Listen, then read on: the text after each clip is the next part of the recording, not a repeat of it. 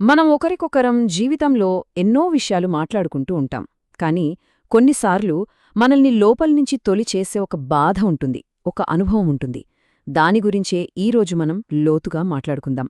అదేంటంటే, మనం ఏ తప్పు చెయ్యకపోయినా, ఎవరి మంచి తప్ప చెడు కోరకపోయినా, కొంతమంది మనల్ని ఎందుకు శత్రువుల్లా చూస్తారు, మనల్నెందుకు కిందికి లాగాలని ప్రయత్నిస్తారు.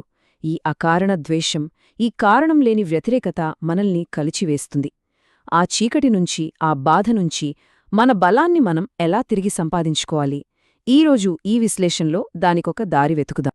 ఈ ప్రశ్న మనలో చాలామందిని ఎప్పుడో ఒకప్పుడు అడిగే ఉంటుంది. మన అంతరాత్మను మనం వేసుకునే ప్రశ్న ఇది.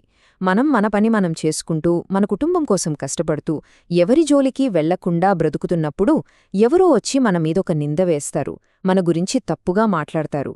అప్పుడు కలిగే ఆ నొప్పి, ఆ అయోమయం, దాన్ని మాటల్లో చెప్పలేం. మన ఆత్మవిశ్వాసం మొత్తం పడిపోతుంది. అసలు నాలో ఏమైనా లోపముందా అని మనల్ని మనమే అనుమానించుకునేలా చేస్తుంది.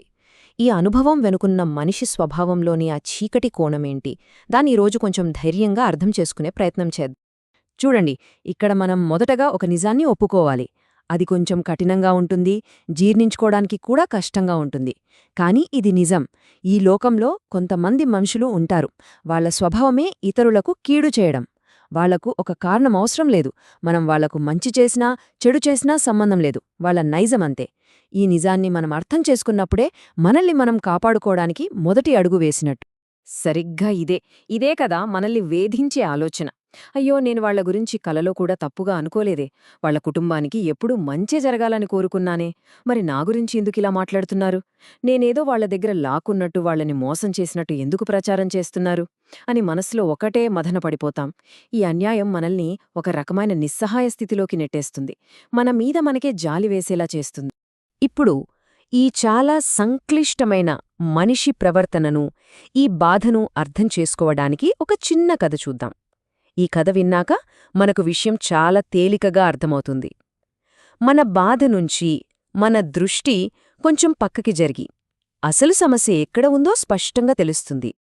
ఒక్కసారి ఊహించుకోండి, ఒక పెళ్లికో, పెద్ద పండగకో కొన్న విలువైన పట్టుచీర ఎంతో ఇష్టపడి జాగ్రత్తగా మడతలు పెట్టి ఒక పెట్టెలో దాచారు. అది ఎవ్వరికీ అపకారం చెయ్యదు, ఎవర్నీ పలకరించదు, తన పని తాను చూసుకోదు. నిశ్శబ్దంగా, తన అందంతో, తన విలువతో ఆ పెట్టెలో ఉంది. దాని ఉనికి ఎంతో ప్రశాంతమైనది. అప్పుడు ఏమైందంటే, ఎక్కడ్నుంచో ఒక చిన్న పురుగు ఆ పెట్టెలోకి దారి చూసుకుని వచ్చింది. దానికి ఆ చీర అందం కనపడలేదు, దాని విలువ తెలియలేదు. అది నేరుగా వెళ్ళి ఆ పట్టుచీరను కొరికి రంధ్రాలు పెట్టి నాశనం చేయడం మొదలుపెట్టింది. ఇక్కడ మనం చాలా జాగ్రత్తగా గమనించాల్సిన విషయమేంటంటే, ఆ చీర ఆ పురుగునేమీ చెయ్యలేదు, దాన్ని రెచ్చగొట్టలేదు, దాన్ని ఆహ్వానించలేదు. అయినా సరే ఆ విధ్వంసం జరుగుతూనే ఉంది. ఒక్కసారి మీరే ఆలోచించండి. ఆ చీర ఆ పురుగుకేమైనా కీడు చేసిందా? లేదు కదా. ఆ చీరది ఏ తప్పూ లేదు. అయినా నష్టమెవరికి జరిగింది? చీరకే జరిగింది. ఈ కథకు గుండెలాంటి ప్రశ్న ఇది. అక్కడ జరిగిన నష్టానికి ఏ కారణం లేదు, ఏ తర్కం లేదు. ఇక్కడే అసలు విషయం దాగి ఉంది. ఆ పురుగు స్వభావమే కొరకడం, నాశనం చేయడం. దానికి మంచి చీర, పాతగుడ్డ అనే తేడా తెలీదు. దాని నైజం అంతే. అది మారదు. అది చనిపోయే వరకు దాని బుద్ధి అంతే. కొన్నిసార్లు మన జీవితంలో మనకు కీడు చేసే మనుషులు కూడా అంతే. సమస్య మనలో ఉండదు, మన ప్రవర్తనలో ఉండదు. సమస్య మొత్తం వాళ్ళ స్వభావంలోనే ఉంటుంది. సరే, ఇప్పుడు ఈ పురుగు కథని మన నిజ జీవితానికి, మనుషుల ప్రవర్తనకు ముడిపెట్టి చూద్దాం. ఈ కారణం లేని ద్వేషం, ఈ శత్రుత్వం వెనుక ఉన్న అసలు నిజమేంటో ఇప్పుడు లోతుగా అర్థం చేసుకుందాం. మళ్ళీ మనం అదే మొదటి ప్రశ్నకు వస్తున్నాం.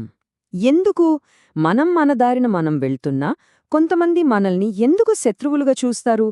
ఎందుకు మనకు హాని చెయ్యాలని చూస్తారు? దీనికి సమాధానం తెలుసుకునే ముందు ఆ పట్టుచీరను, ఆ పురుగును ఒక్కసారి గుర్తు తెచ్చుకోండి. ఇది అస్సలు కారణం. ఒకే ఒక్క మాటలో చెప్పాలంటే అసూయ. మనం సంతోషంగా ఉంటే వాళ్ళు తట్టుకోలేరు. మన పిల్లలు బాగా చదువుకుంటే వాళ్ళు భరించలేరు. మనం కష్టపడి ఒక ఇల్లు కట్టుకుంటే వాళ్ల కడుపులో మంట పుడుతుంది. మన విజయం, మన అభివృద్ధి వాళ్ల కంటికి ముల్లులా గుచ్చుకుంటుంది.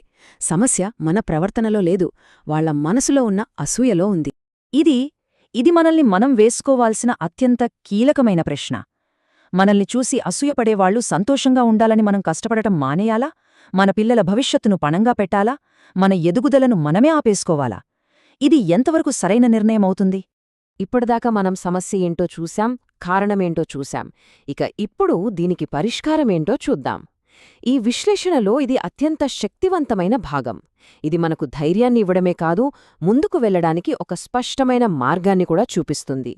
చూడండి, ఇక్కడ 2 దారులు మనకు స్పష్టంగా కనిపిస్తున్నాయి. ఒకవైపు వాళ్లున్నారు, వాళ్ల లక్ష్యమేంటి? మనం ఎదగకుండా ఆపడం, మనల్ని కిందకి లాగడం, మనల్ని మానసికంగా దెబ్బతీయడం. మరోవైపు మనమున్నాం. మన మార్గమేంటి? మన ధర్మమేంటి? మన కుటుంబం కోసం, మన భవిష్యత్తు కోసం నిరంతరం ముందుకు సాగడం. ఈ రెండింటిలో మనం దేన్ని ఎంచుకోవాలి? ఇది మొదటి అత్యంత ముఖ్యమైన సూత్రం. వాళ్ళు ఒక గీత గీశారని మనం దాన్ని చెరపడానికి మన సమయాన్ని, శక్తిని వృధా చెయ్యకూడదు. వాళ్ళు మనల్ని తిట్టారని మనం వాళ్ళని తిట్టాల్సిన పనిలేదు. వాళ్ళు మన గురించి పుకార్లు సృష్టిస్తే మనం వాళ్ళ గురించి సృష్టించాల్సిన అవసరం లేదు. అది వాళ్ల ఆట, వాళ్ల స్థాయి. మనం ఆ బురదలోకి దిగకూడదు. మన శక్తిని ఆ పనికిరాని యుద్ధంలో వృధా చేసుకోకూడదు. ఇక ఇదే అసలైన పరిష్కారం. అంతిమంగా మనం చెయ్యాల్సింది ఒక్కటే. పక్కనే ఎవరున్నారు, వాళ్ళు ఏం చేస్తున్నారు, ఏం మాట్లాడుతున్నారు, ఇవన్నీ మనకు అనవసరం.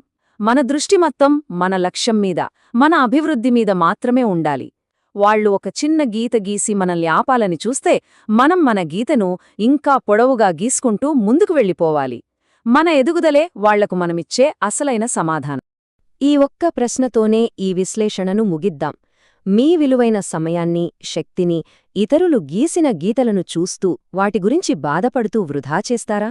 లేక వాటన్నింటినీ పట్టించుకోకుండా మీ సొంత గీతను, అంటే మీ కుటుంబాన్ని, మీ భవిష్యత్తును, మీ గౌరవాన్ని పొడిగించుకుంటూ ముందుకు వెళ్తారా? ఎంపిక మన చేతుల్లోనే ఉంది. ఈ ఆలోచన మనందరికీ సరైన దారిని చూపించి మన ప్రయాణంలో బలాన్నివ్వాలని మనస్ఫూర్తిగా కోరుకుంటున్నాను.